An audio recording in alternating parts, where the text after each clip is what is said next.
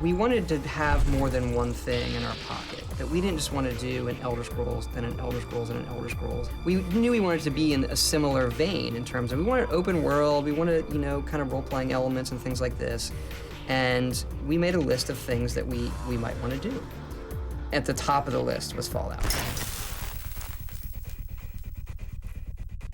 Fallout 1, to me, is like the pinnacle of the post-apocalyptic gameplay, and looking at the story and the characters in there were really inspiring. We felt in that world and the systems they have in Fallout 1, coupled with the way we put things together, we sort of became obsessed, like, this is the game. We have to make this game.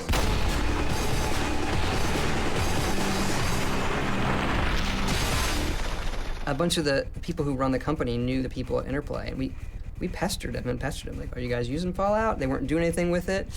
Can we do something? And eventually they said yes. It's now ours, and we have always taken the approach that Fallout 3 is being made as if we made the first two. Well, that means we do what we do, which is we reinvent, we look at what works, what didn't. We're not afraid to make changes, we're not afraid to try new things, and we're gonna try and sort of move the genre forward and move gaming forward.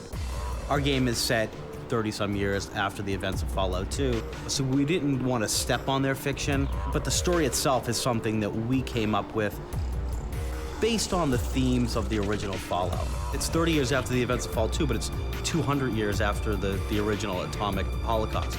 So in our game, things have actually gotten worse. You know, society hasn't progressed. You know, humanity is struggling to survive. There's radiation sickness, and people don't have fresh, clean water, and like, people are pretty well screwed. You leave the safety of your vault into this world, you know, it's your big decision. Am I gonna help these people, or am I gonna, you know, do my own thing and serve my own selfish needs? We felt we needed to do something new with role-playing and guns, that we couldn't just do a pure first-person shooter thing. So how can we kind of bridge that gap between what my character can do that I've made in the game and what I, the player, can do? Something I always wrestle with. Our game is primarily first person. So when you have guns in first person, the bar has been raised. You know, you've got Halo 3, Call of Duty 4, you get to approach that level, but it's tough because we're an RPG, not a shooter. What we definitely wanted to do with the gun stuff is not do everything that everyone else has done. So, you know, we have some weapons that you can craft and some unique weapons, you know, like the rocket launcher that shoots all the crap you find in the world. It can shoot it as projectiles. One of the things we realized is with Oblivion, most of the combat is melee combat. So everybody's, you know, charging you in up close and personal. Not so with guns. People stay back, they take cover. We've really had to compensate for that. What we're doing technically with Fallout 3, we're drawing twice as much stuff on the screen and faster, right? So our actual ability to put things on the screen and have them look cool or be cool or do more with characters, explosions, whatever we want, it's, you know, a large factor above Oblivion. Our problem is we can't stop ourselves. Fallout's one of those examples of the game, when we started, was about half the size. I look at the game overall, and it's remarkably similar to, you know, what we had envisioned. There are some really big plot points that changed for the better. You emerge from these vaults, and you don't know what's happened. So it's the optimism of this retro 50s world, and it's all destroyed. That people are still getting on. They're still trying to do their hair right, and if they had hairspray, they'd use it. It's like, you know what? Don't look at the destroyed crater and the smoking thing behind me. It's all cool, we'll have some cigars and martinis later. You just managed to get yourself into all sorts of trouble, don't you? That's what I love about Fallout. It doesn't take itself too seriously because the reality is so frightening and so depressing. It feels like you leave that vault, and the only thing you take with you is this piece of technology strapped to your wrist that becomes your sort of lifeline. It's that immersion thing. It's keeping you in the game. We're big believers in immersion because ultimately our goal is we want to see productivity decline. We want sick days to go up. We want people staying up until 5 o'clock in the morning because they had no idea what time it was and they just had to do that one more quest and they have to get up for work in an hour. I think one of the things that we try to do really well are the worlds that are very, very realized. So for the moments you're in them, the amount of times you say, I wonder if I can, oh, I can. I wonder if I can, oh, I can. It gives you a level of attachment, you know, to the person you're playing in the game. Fallout is just such a unique wonderful world to explore. I think it fits the kind of games we make perfectly. It's an open-ended environment, lots of characters, really interesting game systems. If you can make whatever the repetitive action is really entertaining, like that's where the rubber meets the road in a lot of these games. So this is something I know the player's gonna do 1,000 times. Make that as entertaining as you can, and the rest of it is pretty much great. We had the story written, and we had the outlines for all the quests, but then, you know, we have a lot of talented designers here. We wanted to pass that stuff on to them, so they would be given the rough outlines of these, you know, miscellaneous quests, and then they would have the freedom to flesh those out themselves. Ah, welcome, weary traveler. You look like a traveler in need of relaxation and the finest of chemical assistance. Design is an iterative process. You need to leave room to change as you go. So having a design doc that thick at the outset is actually not that healthy. I think we did a much better job this time around than we did in Oblivion. We had builds of the game, and we actually themed those builds according to the things we wanted to see in the game. So we had a combat build, a creature build. We had a build that was just called Guns. And all the build was about was shooting guns. Like, how do they feel in your hand? And so there was no, it must do this, it must do this, it must do this. It's just about guns. And that kind of will get us on a path of something that is just a lot more fun. We can sit in a meeting for hours and debate, you know, the pluses and minuses of it. And then we'll put it in the game, and in 30 seconds, anybody watching this would go, this is terrible. Or, great. And you don't have to, sometimes you just overthink it. So we try to force ourselves more to put it in the game and play with it as soon as possible, and you just know instantly. There have certainly been first-person RPGs that have had guns before, but I think it's been a while since PC players have had a game like that. On the console side, I think people have been wanting something like that for a long time, you know? Give me a game that has the gunplay of Gears of War or Call of Duty with the depth of an open-world RPG. And I hope that eventually, someday, maybe many years from now, that we are just as well known for Fallout as the Elder Scrolls, because right now they are both our children. It is so different. It's this weird, like, Tomorrowland gone awry. And that in itself is gold for someone like me to come in and try to, you know, help create that world. So it's pure escapist entertainment. It's crazy, and you try not to get wrapped up on the seriousness of it. There are moments where you think about it and you wonder if you're being irresponsible. The good news is the people the game is for get it, but sometimes you talk to people. You know, I'm the worst person at a cocktail party. I mean, you go and they say, oh, what do you do? It's like, I make video games. What kind? The kind where you shoot people? Yeah, kind of. Are they really violent? Like, where's it set? In DC? Oh, that's cute. Yeah, it's all blown up. And then they just turn around, they don't want to talk to you anymore. Like, that guy's sick. It's the signature of a Bethesda game studio game is you're gonna have a big open-ended world. You're gonna be able to walk anywhere you want. If you see something in the distance, you're gonna be able to walk to it, and you're gonna be able to open it up, and you're gonna find lots of cool stuff there. We've gotten better with our animation stuff, is leagues above what it was in Oblivion. Our portrayal of characters as realistic people, I think, have gone above and beyond. It's a big world out there, honey, full of all sorts of people. What about you? What sort of person are you going to be? It's very, very interesting that there's a group of people who have hope for what's left of humanity.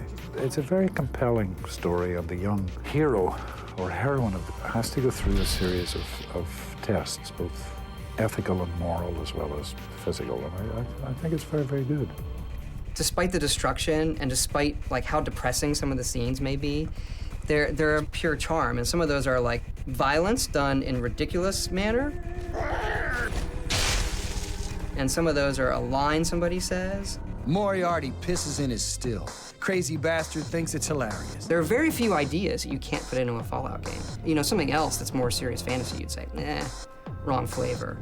But here, you know, you can have a robot that goes around asking for friends and cutting their heads off, or, you know, anything you want to do. Being private and publishing our own stuff lets us take risks that a lot of people can't. We're in a pretty fortunate position of having the time and the creative freedom to do games like this. We sort of feel like we like it a lot, and if we execute it well, it'll find an audience that it makes us enough money to do the next game. You have a smaller group of people, they tend to cling to each other a little more tightly. We tend to believe in each other a little more. You know, sort of the idea that it's us against the world. No other help is coming. If we're gonna get it done, it's gonna be the folks here. And when I started in '99, it was a little group of folks. You know, the development team was 10, 12 guys. It was Todd and his small little band working away on Morrowind then. Even though we've grown and gotten a lot bigger, I don't think we've lost that feeling. I think that there are enough of us from those days, and just about everybody from that first team is still here. Someone was playing and did the Megaton quest, and it was priceless. He just hit the switch, and you see the mushroom cloud in the background. He just sort of sat back in his chair, and with this big smile on his face. And then he checked his Pip-Boy to check his karma. It said evil. I said, yep, that'll do it. That's a pretty big element in the game. When you do something evil, we've tried to make it very visually entertaining, and then the game tells you, you've lost karma, you're a bad person. That was a lot of the reason we wanted to make it. It was, oh, this is just so cool. And the pushback that I would get, that's like 10 years old. I'm like, cool is cool forever, man. This is gonna be cool 50 years from now.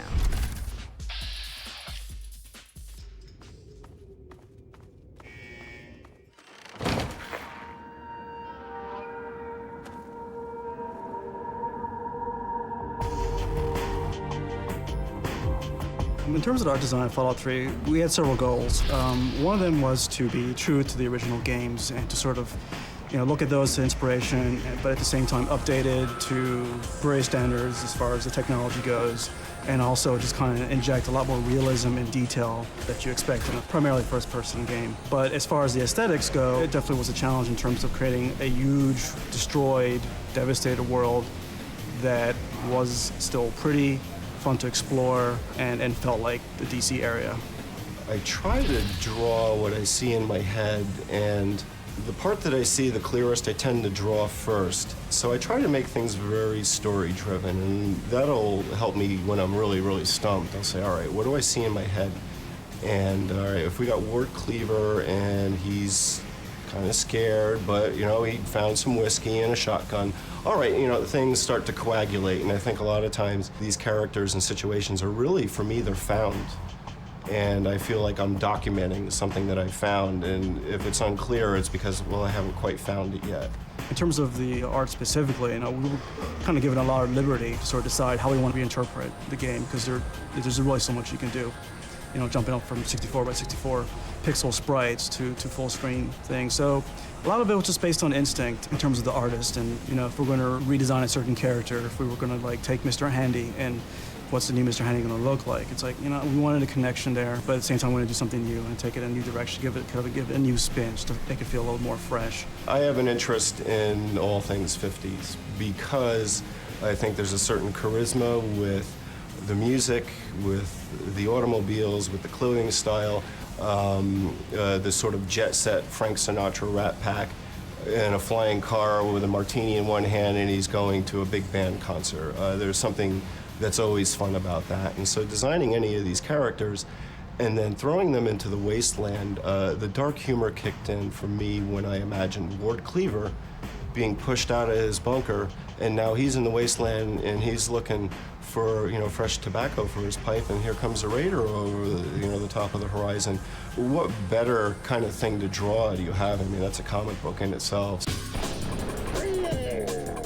In the game design, there's an underlying tone of humor which is appropriate for the franchise, for Fallout. It's definitely a staple of it. How we reflect that in the artwork is more subtle, but there are little things that, for example, we were trying to come up with a list of, all right, what sort of objects and clutter items can we use in our urban landscape in DC, just to fill it up, to clutter it up.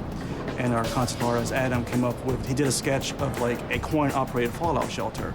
It's just like a little steel tube that if you put 50 cents in, go in, close yourself in, you're in a little one-person fallout shelter in case the bombs happen to drop when you're out shopping and in downtown or something like that. And it's a ridiculous idea, but it's thematically very appropriate for sort of the culture of the time period, the 1950s kind of naivete that we were trying to achieve. The world is more focused in that it's a very specific area, sort of DC and sort of the surrounding suburbs. It's a large-scale map, and it's a pretty huge world, but it's very tight in that it's basically one region. It's very cohesive. I was thinking of setting it on the West Coast. Emil really pushed, oh, we should do it out here. I was like, oh, I don't know. I don't know if that has the right Fallout feel, you know. But the more we thought about it, it was, oh yeah, we got to. Who can blow up Washington, D.C. better than us? If you look at the Fallout universe, it was necessary to make a split. To take the series where we wanted to go with it, you wanted to get away from the West Coast. You want to get away from the playground that we knew in 1 and 2. So we came all the way over here. It's what we know. And then there's just a lot of great symbolism in having DC in a post-nuclear landscape. There's lots of great architecture that we all know and love from the area. So it was just a natural fit, I think. I spend a lot of my time on weekends going through DC with a digital camera. And when you're going around the White House taking pictures of manhole covers, people want to know why you're taking pictures of manhole covers around the White House. And I always thought to myself, well, my answer would be very simple. I'm just imagining what this would all look like if it was blown up. We spent a lot of time trying to figure out how the wasteland around here would actually look. And going and visiting buildings they had knocked down in DC. They knocked down a few buildings and we would go and click, click, click, click, click, click, click. Just to see what destruction down there would look like. For me, a lot of times when you design the architecture, and especially in a sci-fi sense, and then you walk down that street, there's a lot of material for you to play with. Looking at a lot of buildings, I would walk in Adams Morgan and I'd see a cluster of houses and I'd say, wow, that's amazing. All right, we put a lot of chrome flanges on them, but just the configurations of things would give you ideas, and one would bounce off of the other, so it was a continuous process. We were able to really stick to the modern vision of DC with just these quirks, this Art Deco stuff that never existed in our world that would have existed in their world if we extrapolate on what these people and their core values were important to them. So the Googie architecture and stuff like that, that all appears. It's there on the sides of the buildings and it's sort of tacked on. So you'll see an ancient neoclassical building that's got metal barricading just sheeted onto the side of it in case of a nuclear strike, like profiteering third-party companies putting the coin-operated vault shelters on the side of the street so you can put a quarter in case there's a blast and hide in there. Just lots of neat little things like that we try to do. The landmarks we use and the flavor of it, if you're from around here, there's enough of it where you get it, but not so much that it's any sort of handicap to someone who isn't. And the fact that we kind of had an alternate history helped a lot. So because the Fallout universe splits around 1950, we could take great liberties with DC. So we have all these books in Washington, D.C., so that the things that were pre the time when we split, we're careful about after that. You know, if a certain thing was built after that, we try actually not even to have it. Or we'll build it in a different way, in a way that we think suits the game better, and our excuse can be, well, in our timeline, they built it different. All the majors are there, right? We've got the Jefferson, plays a big part, the Washington, the Lincoln, the Capitol, the White House. More contemporary stuff like the Air Force Memorial obviously wouldn't be there in their world. But we do try and capture inspirations of some things. We have so much fun doing this. It's almost a guilty pleasure for us. It really is the best job in the world. So it's like you feel kind of guilty in the game or like in the Capitol building fighting super mutants and like, you know, body parts are blowing up. And it's just a big joke. You know what I mean? It's pure escapist entertainment. It's crazy, and you try not to get wrapped up on the seriousness of it. It's a massive world, and there's a lot of small elements that have to be individually created, which will all come together at some point to sort of finish off the spaces, all the cluttering, all the architecture, all the environments, the lighting, the effects. There are so many elements, and that, you know, a lot of it is just kind of, you know, guessing, okay, whoops. That was a big one. A major storm swept through the area. There were 4 separate reports of tornadoes across the region. Get back to that machine. You don't need computers. Draw it up. Where are you going? Build the triangles and frame rate. We had some electric storms pass through and basically down power lines, trees went down. It was pretty insane. We lost power for a good, I would say about 8 to 10 hours. It happened around 3 o'clock yesterday. It's a little weird because usually, you know, when it rains around here, we do lose power for like a brief 2-3 minutes. So, you know, it was kind of like business as usual, but then the power never came back. At this point, I don't see a lot of changes affecting, like, you know, data side. No one should be waiting on that. And if it's that important, we'll bring it over. We have a big milestone coming up next week. So that meeting actually was all about how do we get the game ready for this milestone? And, you know, there are people who will stay here as late as they need to and to get stuff done. We've had stuff like this happen before. We've put builds on planes and flown people, you know, to save time. It's amazing the things that you'll do to get things done. When the power went out the other day, a bunch of us went over to like, let's get out of here, the power's out. So we went over to the supermarket, and the power was out there. But they had enough emergency power to run the cash registers.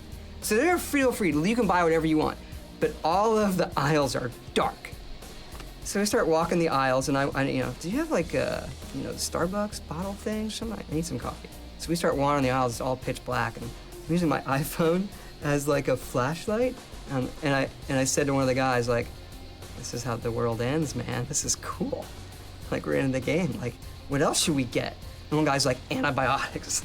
You know, like, get antibiotics before food. And we're like working it out in the aisle at Safeway just the other day.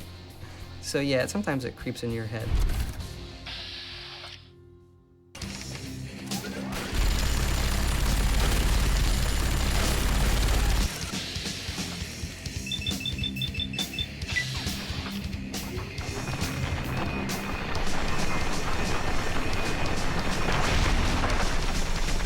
We felt we needed to do something new with role-playing and guns. The original inspiration was, imagine Burnout Crash Mode with body parts.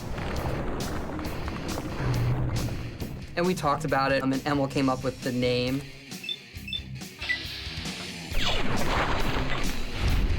The acronym is sort of an homage to the FEV VATS in Fallout 1. It's, you know, where the super mutants got created from. We were sort of looking for an homage, and that's just sort of fit the Vault-Tec assisted targeting system. Sure, I could shoot a guy in the legs and a running gun, but in VATS, you have a certain amount of action points. So it allows you to actually make a measured, precise shot on the legs, cripple him, so he'll move slower, take out the arms, he'll be less accurate with the gun. The head has a higher chance to critical, so it might blow up, but it's harder to hit. So really taking all the stuff from Fallout 1 and 2 and sort of trying to bring that into a new next-gen type of game. That was one of our goals initially, was we didn't want to just be a shooter. That the kind of stuff we do, we want to try something that attaches you to your character, that lets you have your character on the screen do something you, the player, can't do. That your character can go in and in VATS, blow the leg off one guy, the head off another, and the arm off another in some equilibrium style, pop, pop, pop, that you, unless you were like Call of Duty Ninja Master, you could never do as a player. It's like we want you to feel super powerful in those moments because your character in the world is super powerful, even though you were born with an extra big left thumb or something.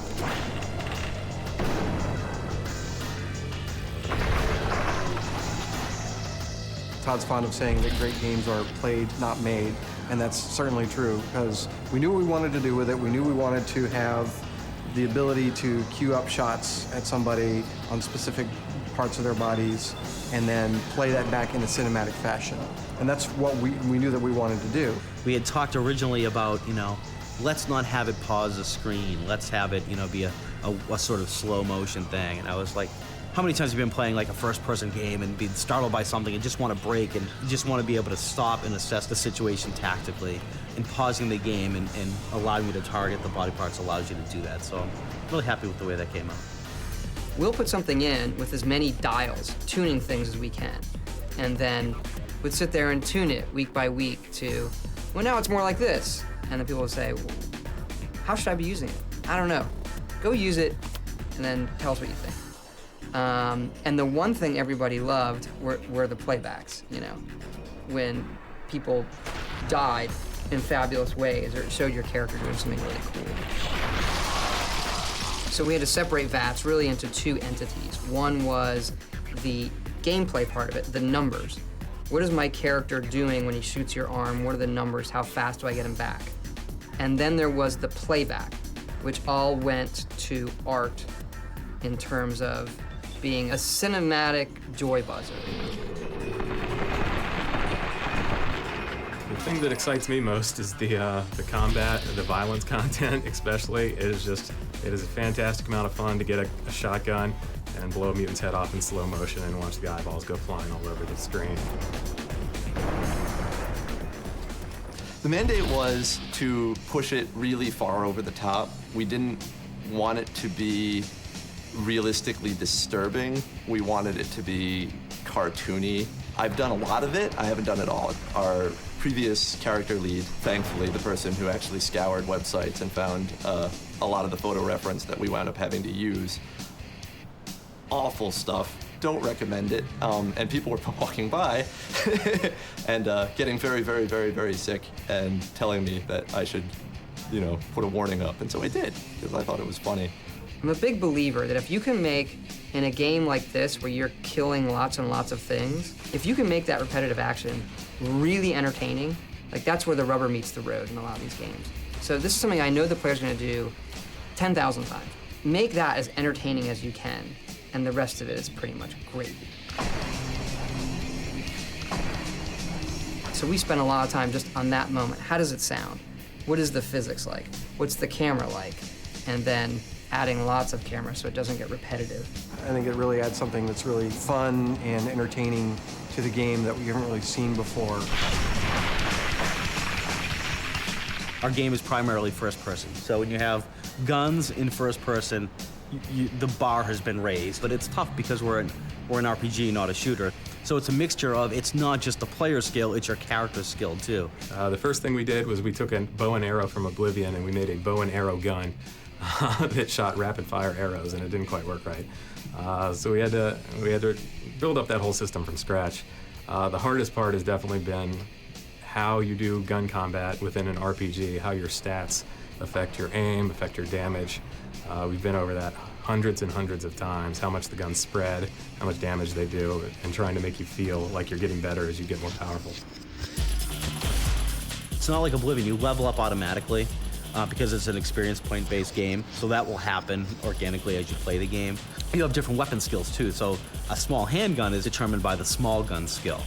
So if you jack that skill up, you know, a small handgun will be pretty damn effective, you know. It fires more quickly, you'll get more shots off in fast. It's a constant balancing act for us to find that right balance between, you know, RPG skill and player skill and making the guy take long enough to die, but have it feel realistic too. The designers made a lot of decisions about what they wanted to do in terms of the weapons. We had some fantastical sort of weapons that we made that are fun, like we have a weapon that shoots junk. You just random junk you collect around the world, and you just load it up into it, and you can shoot out teddy bears and, you know, and tin cans and typewriters and that sort of thing. But in terms of how to make them work realistically, most of that was just playing the game. We have a lot of numbers, we can adjust the numbers, how fast does this weapon fire, how long does it take to reload it, what sorts of ammo does it take, the animations and all that are all done by the art department, but mostly it's feel in terms of how the weapon works, as opposed to, this is exactly how this particular weapon in the real world fires. You want to make it, you know, again, you want to make it fun to play and compelling to play. What we definitely wanted to do with the gun stuff is not do everything that everyone else has done. So, you know, we have some weapons that you can craft and some unique weapons, you know, like the railway rifle that shoots railway spikes, and, you know, so we had a lot of fun with doing that type of stuff. Our lead artist, Esteban, that guy's from Mars, man. He can do anything. And he designed a lot of the guns, the laser rifles. You could build that thing. He knows how it works. It's that part of it that I think maybe people don't see behind the scenes when we concept the stuff, you know. And we know what the knobs do. In the original games, there's actually Pip-Boy, who is the mascot of the device. So the device is Pip-Boy, and there's also a little Pip-Boy guy. It's like your link to survival.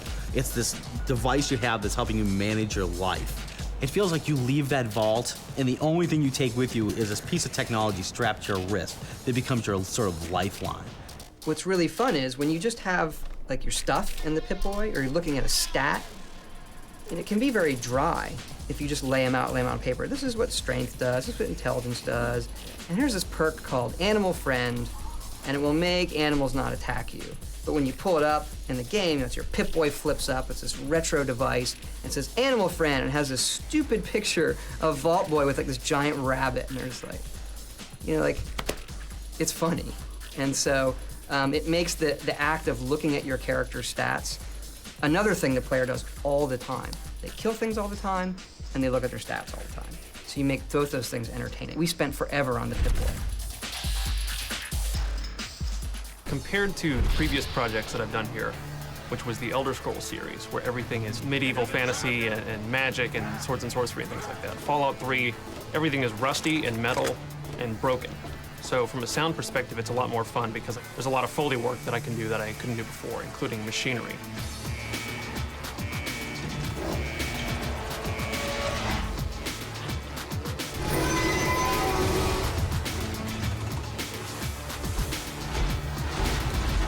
A lot of the iconic sound that I think of is going to come from a lot of the voices, but also a lot of the environmental sounds, like the sound of the vault being in the wasteland, in the Enclave military base, and places like that where I got to really put together something different.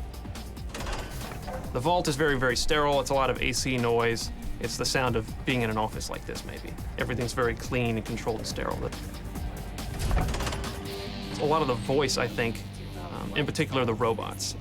And that has more to do with the writers than anybody else, because they put a lot of work into making each robot very unique. There's the clearly military guy, but it's got a humorous side to it. And we've got the Mr. Handy robot, who is British butler inspired, but not so much C-3PO as he is Basil Fawlty from Fawlty Towers.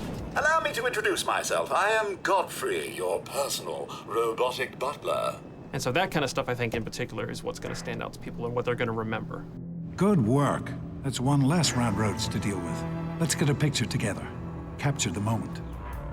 Most of the casting was actually done here, just right in over here in our little booth. There was a little bit done in LA as some of the bigger names like Liam Neeson. There you go. My goodness, just a year old and already walking like a pro. On video games, you have to rely a lot on your voice if you're not going to be seen, you know, so. And over the years, I've done quite a lot of, maybe not video work, but I've done a lot of audio work, and in my early days, a lot of radio plays with the BBC in London and Ireland, so there's a shift of focus you do have to make, you know, and trying to convey something through your voice and through the rhythm of the words that you wouldn't have to worry about so much if the camera was on you, you know. Come on over here, son. Come on, walk to Daddy. There you go. My goodness, just a year old and already walking like a pro. You're playing a character, you know, an authoritative character, obviously President Eden, it's self-explanatory. Old minds are like old horses. You must exercise them if you wish to keep them in working order. The government should not be guided by temporary excitement, but by sober second thought. You know, I love doing video games and stuff like that, so because I've got kids, so of course they always love that. I guess I wouldn't do it if I didn't enjoy it. Don't you, my darling America, deserve that? Don't you deserve a future free of war and fear and terrible uncertainty? Of course you do.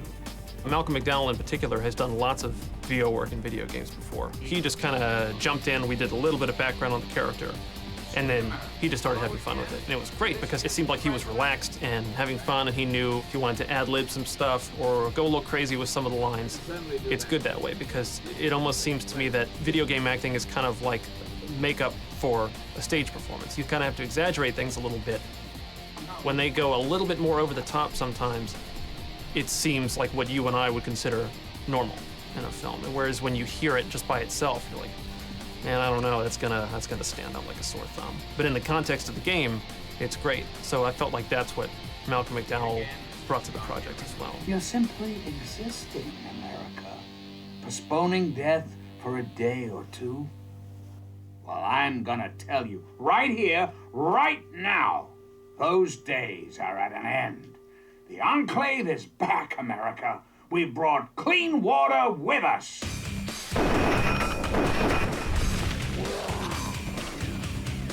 We have everything from a BB gun to the plasma rifle. Not to forget the Fat Man, the miniature nuclear bomb launcher.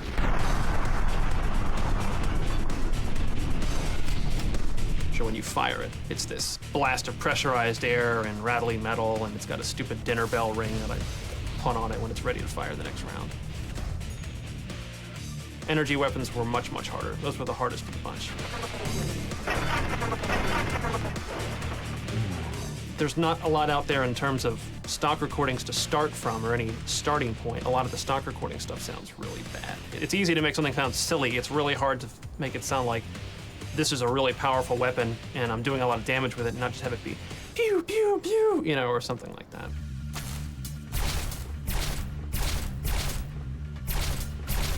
And well, I'll actually start with the stock, with the weapon recordings, in fact. But I'll take the low end of this one. This one has a real heavy boom, low end slap, you know, that you're gonna hopefully feel in your chest every time you shoot it.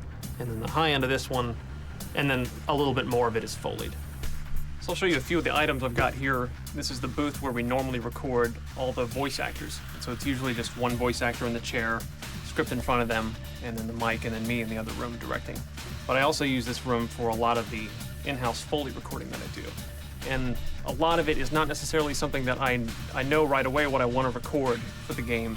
Like there's a specific robot or a specific gun or any kind of thing like that. Usually it's something at the beginning of the project, and I'll come in, find a bunch of props, whatever I think I can find from construction sites around the office, stuff like that, things off the loading dock, and just record, making every little sound. I bang on things, I bend it, and file it all away in our sound effects library for later.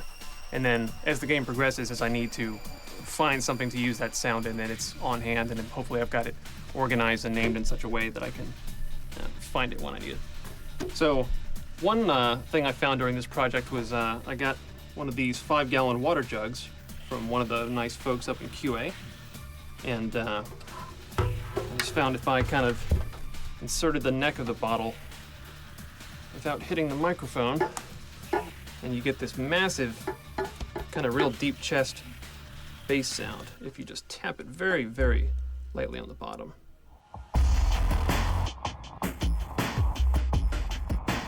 So I've got a few of some of the bullet shells that you're going to hear on the game. This is a 30-06, so you might hear some of these with the sniper rifle, whereas we used some of the smaller caliber pistol ammunition, like a 9mm, which was actually used on the 10mm, but don't tell anybody that. Classic Fallout sound, bottle caps. So every time you get bottle caps off of somebody, or give them bottle caps, or just pick them off a dead body, you're going to be hearing these. And these are just a different assortment of beers that I drank and saved up. And so it's basically just me passing them from one hand to the other, and that's about it. This is an ordinary wrapper from like a snack pack kind of cereal, and Captain Crunch or Cheerios or what have you. And this is the sound of the giant ants in the wasteland. A lot of the sound they make when their feelers are out or when they're moving around, looking for something, I don't know, kind of squeaky, a little plasticky sounding. And I'm basically just taking this thing and then scrunching it all together. And it makes all these little squeaks and rips and tears and stuff like that. So it's a lot of that mixed with other pieces of plastic and clear wrap and liquids and things like that for the ants. For some of the weapons, a lot of them are me just banging on HVAC ductwork.